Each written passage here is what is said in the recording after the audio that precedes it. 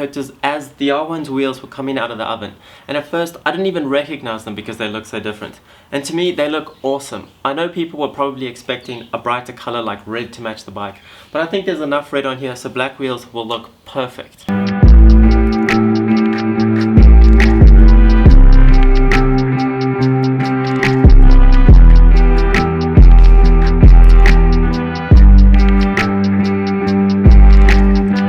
Today we have quite a few things to get to on the R1, and there's quite a few new things that I need to show you guys on it. So let's get straight into that. So in this video I want to get the R1 back on its wheels because it's been sitting on paddock stands for far too long. So step 1 is complete. We got rid of the ugly green and they are beautifully powder coated in satin black. But there are a few more steps that we need to take to get them ready to be back on the bike. First up, they're going to need some valve stems. Then we're going to need some discs. Wait. And then more discs, and the last disc. And finally, we're gonna need some tires. Okay, apparently tires aren't that easy, so we're gonna actually have to go and get those. I'm actually gonna pinch the tires off of the R6 for the R1 wheels, because I've been wanting new tires on the R6 since I got it. It came with a pretty square back tire, and it just got worse over time. And if you have a look here, it's actually a 190 sized rear tire. For a 600 it's usually a 180, 1000 is usually a 190. So this tire is going to work perfectly on the R1. And they're still pretty fresh. You can see there's a lot of tread left, and they're going to be brilliant, way better than what was on the R1. And the front is the same, just as good, and it's a perfect size. So let's rip these wheels off of the R6, take all 4 in, get these transferred, and get new tires for the R6.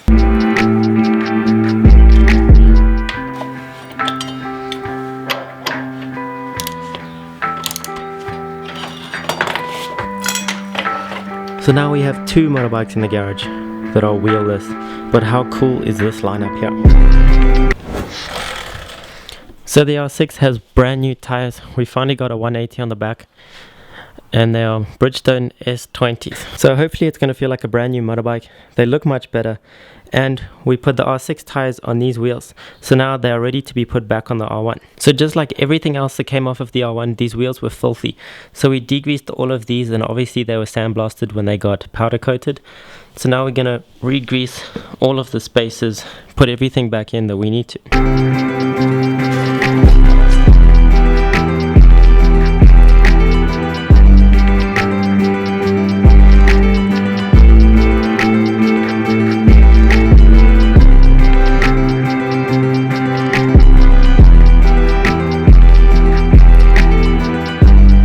It is almost 2 months since this bike went onto these paddock stands, and now is the first time it's going to go back onto its own wheels since then.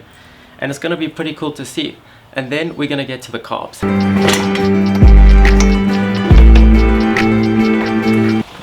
So I decided to wheel it outside to see what it would look like in the sun. And I have to say it's looking pretty good. It's awesome to see it back on its own wheels and out in the sun.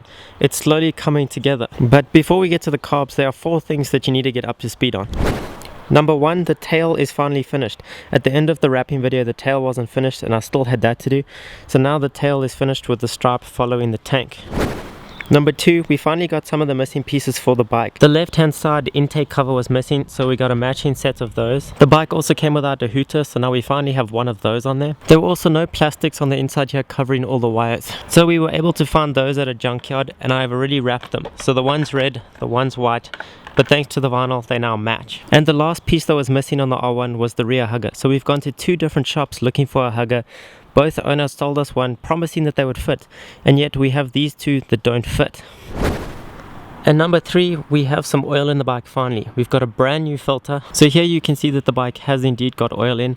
It looks like far too much with this window, but it's just because the bike hasn't been run and circulated through the system yet. And number 4, we have a brand new fuel filter because the old one was pretty dirty, especially when you see the petrol that comes out of this tank. So once we've cleaned out the carbs, we can put everything back together and put this new fuel filter in. So now we can get to work on these funny looking old things that I've never seen in my life and never worked on. But apparently it's similar to fuel injection. So after a lot of fiddling, we finally got the carbs out of the bike. It wasn't easy and it was a pretty disgusting mess. So now the plan is to disassemble them and clean them out on the inside. And if you're wondering why, here is why. This is some of the petrol that came out of the carbs, and you can see all the sediment sitting in it at the bottom. So If that's been in there for a while, it can't be good for them, so clean out is definitely in order.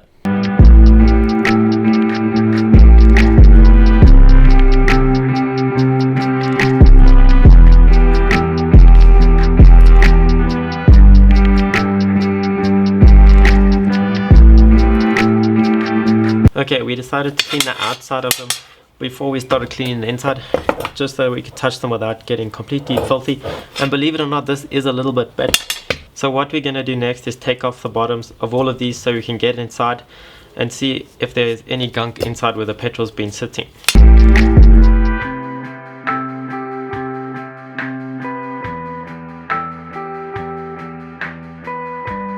We took the bottom off of each carb to clean out the residue that's sitting in here. Then we also took the floats out and the needle. So each piece that came out of each carb has been kept together because they've been wearing together for the last 18 years. So they should fit snugly. And in the bottom of these, there's definitely quite a bit of residue sitting here that needs to be cleaned out. So we're going to clean it with petrol, blow it out with compressed air, and then blow each jet out and reassemble it.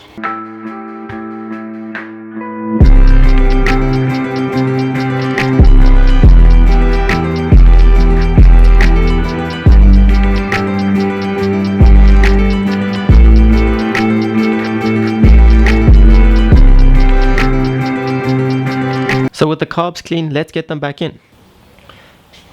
Well, that's better. I'm glad to get that ancient technology back on. With that history lesson behind us, we can finally get these things back on and start hooking up the fuel lines again in the hopes to get a running next video. Believe it or not, the air filter is actually pretty much brand new, so we didn't even have to replace that.